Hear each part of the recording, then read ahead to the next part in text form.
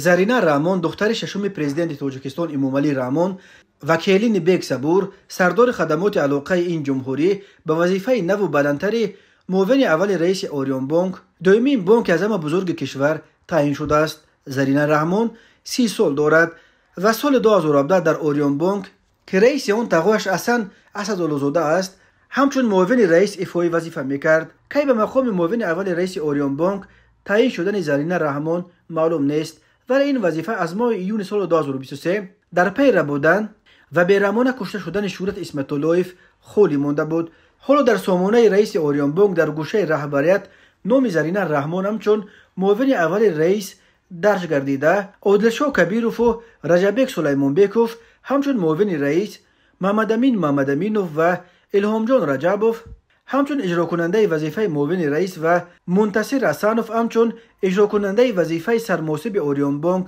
نشان داده شدند. عادلشاه کبیروف برادر شیرعلی کبیر وزیر کنونی صنعت و فناوری‌های نو تاجیکستان و یکی از افراد خیلی نزدیک به رئیس اوریون بانک حسن علیزاده بوده. محمد امینوف تا سال 2021 سفیر تاجیکستان در سازمان ملل بود. پرزیدنت تاجیکستان امامعلی رحمان و همسرش عزیزمو سعداللهی و خواهر رئیس اوریون بانک حسن اسدالله‌زاده 9 فرزند، 2 پسر و 7 دختر دارند. چند فرزند امامعلی رحمان در وظیفه‌های بلند دولتی کار می‌کنند، از جمله آزاده رحمان دختر دومش رئیس دستگاه اجرایی پرزیدنت، رستم امامعلی پسر کلانیش رئیس شهر دوشنبه و رئیس مجلس ملی بوده. رخشانه امامعلی دختر چهارمش سفیر تاجیکستان در بریتانیا کبیر می باشد. زرینا رحمان دختر ششم پرزیدنت تاجیکستان سال 1994 به دنیا آمده. در یک کالج در بریتانیا کبیر تحصیل کرده است. او سال 2010 بعد ختم تحصیل و بازگشت از بریتانیا یک مدت در تلویزیون تاجیکستان مجری برنامه‌های اخبار به زبان انگلیسی بود و چند برنامه علاوه پیرامون روانشناسی نیز برای تلویزیون تهیه کرد. زرینا رحمان سال 2013 برام ظهوروف پسر کلانی بیگ صبور ازدواج کرد.